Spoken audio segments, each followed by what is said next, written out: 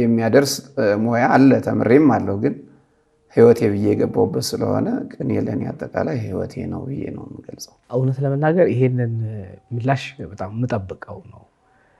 ግን የኔታን ከቅኔ ለይቶ ማየት ይቻላል ብለው ያስባሉ? ወይም አንድ ቀን እርሶ ራስዎን ከቅኔ ቤት ውጪ አስበውት ያውቃሉ? እንደው የት እሄዳለሁ ብለው ያስባሉ? ቅኔና እኔ ህይወቴ ነው ካሉኝ ምናልባት እንደው አስበውት ያውቃሉ? እርሶ ራስዎን አስባለሁ። በእውነት ችግሩ አንዳንድ የሚገጥም ችግር ያሳስብሃል እኮ ጥለህ ለመሄድም እንደ ሀገር የሚመጣ ችግር በግልህ የሚመጣብህ ችግር ይህን ሁሉ ተማሪ ሰብስበህም መስፈር በአንድ አካባቢ ከባድ ነው፣ ብዙ ችግር ያስከትልብሃልና ያን ጊዜ አስበዋለሁ። ሌላው ቀርቶ ከጉባኤ ቤት ስወጣ የሚሰማኝ ስሜት ጥሩ አይደለም። ወደ ማረፊያ ቤት ይሰድ አሁን እጨነቃለሁ፣ እንቅልፍም አይወስደኝ፣ እረበሻለሁ፣ እታወካለሁ። ልክ እዚህ አካባቢ ስደርስ የተማሪ ድምፅ ስሰማ ከተማሪ ጋር ስቀላቀል ግን ምግብም ውሃ ምንም ትዝም አይለኝም፣ ይታወቃል። እኔ ጠዋት እገባለሁ ማታ ነው ውዬ የምወጣው እና ድካም የሚባልም የለም። ያ ነው እንግዲህ ህይወት የሚሆንበትን ምክንያት የሚያረጋግጥልህ ማለት ነውና እኔ ከዚህ ሙያ ውጪ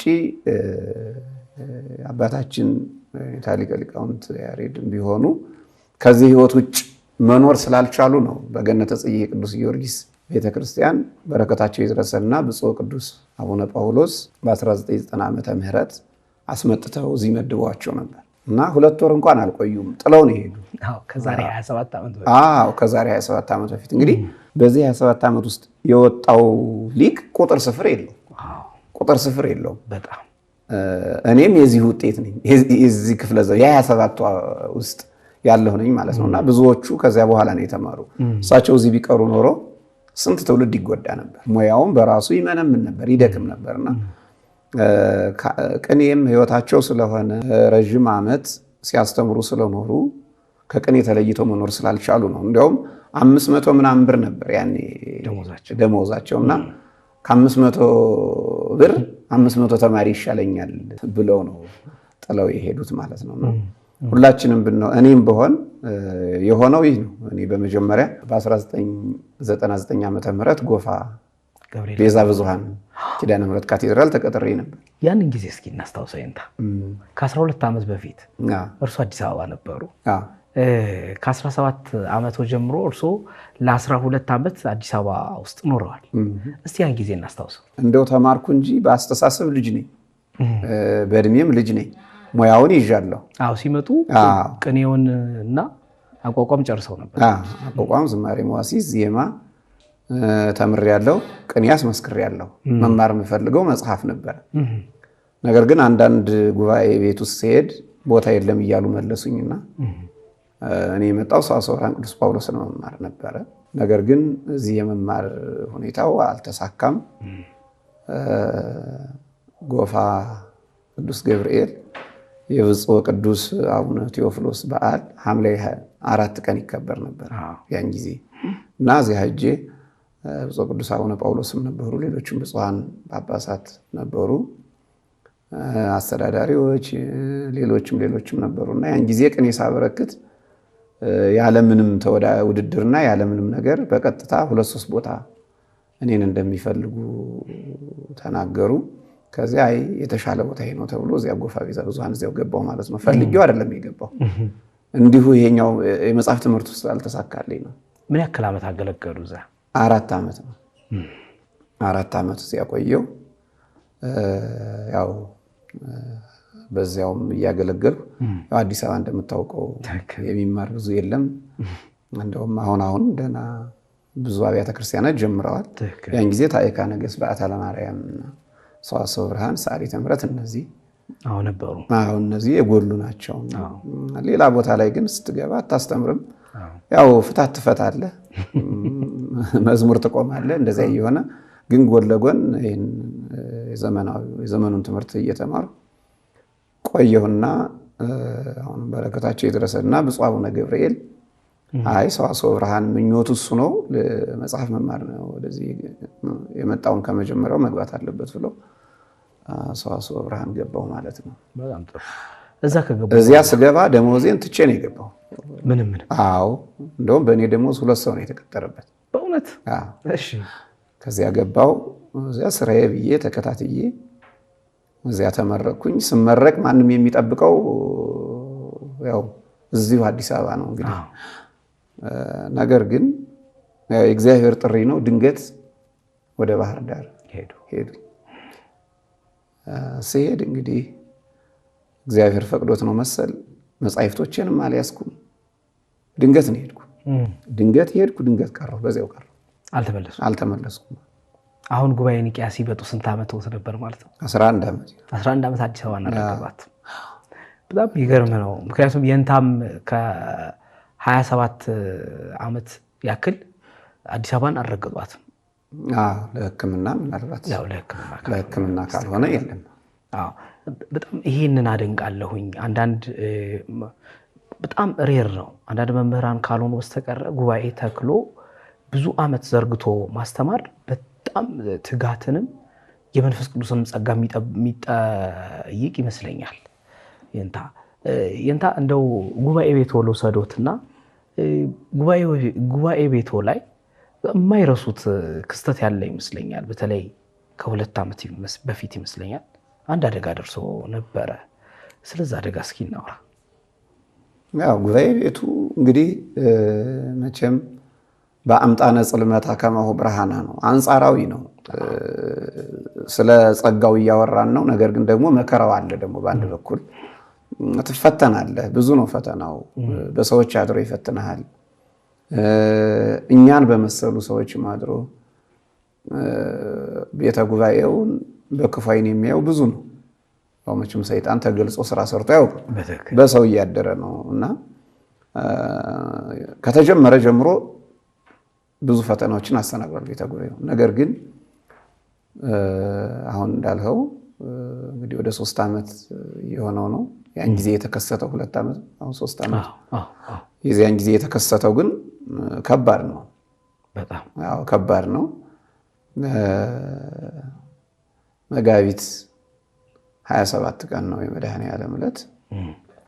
ማታ ሳስተምር አምሽቼ ግሳ ገስሼ ቅኔ ዘረፋም ነበረ። ከዚያ አምሽቼ 4 ሰዓት ላይ ጨርሼ ወደ ቤት ገባሁ። 5 ሰዓት ላይ ሩቅ ነው ያለሁበት ቦታ የማርፍበት እና ያው ደውለው ተማሪዎች ኧረ እሳት በላን ሲሉ ነው ሲያለቅሱ ሲጮሁ የሰማው።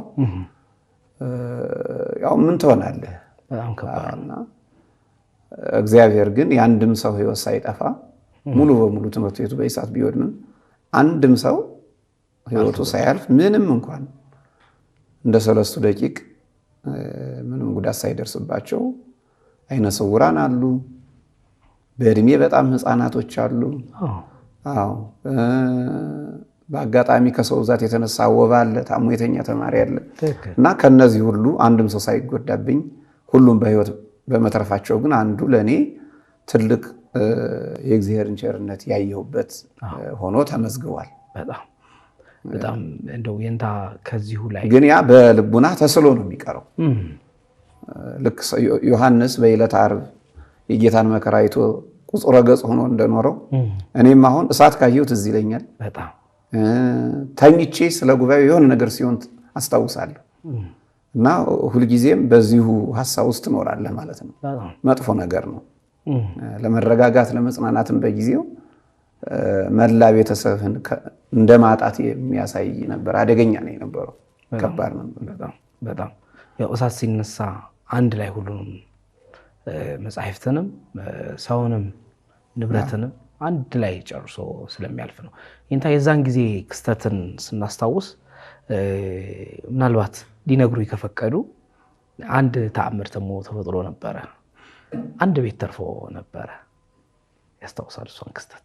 አዎ፣ የአንድ መነኩሴ ቤት ተርፋለች። አንድ አባት እንግዲህ ጉባኤ ቤቱ ውስጥ መነኮሳት አሉ፣ ወንዶች ሴቶች መነኮሳትም አሉ እና በቅርብ መጥተው 1 ወር ነው የጨረሰችባቸው ቤቷን ሲሰሩ።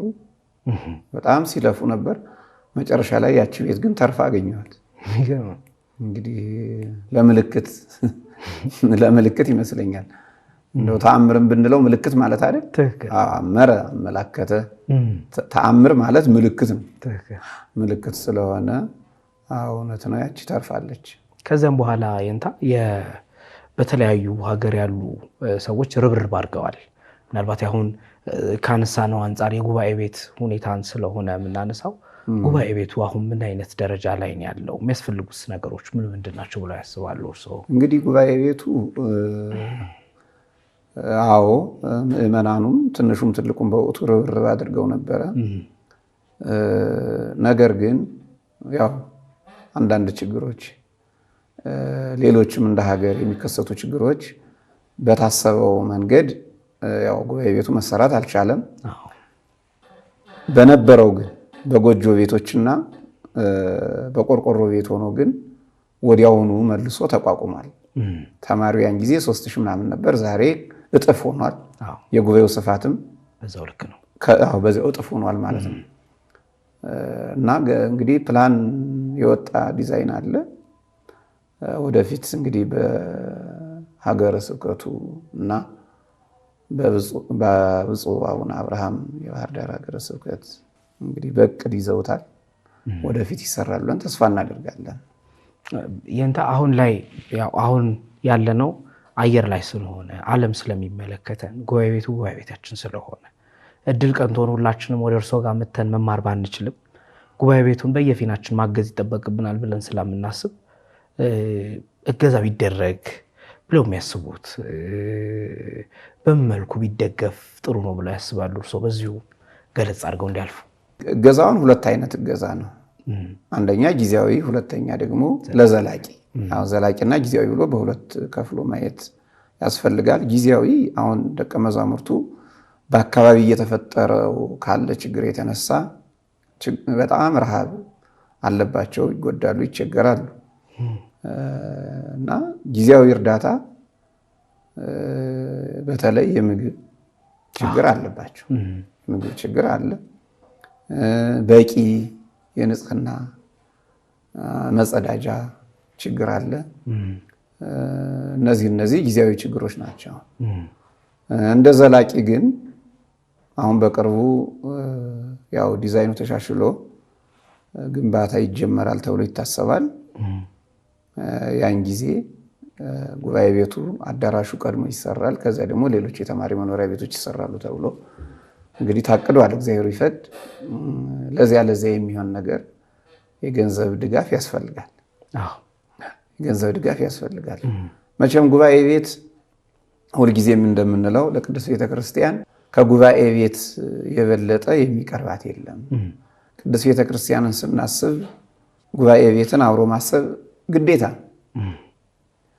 ዲያቆኑ፣ ካህኑ፣ መምህሩ፣ አስተዳዳሪው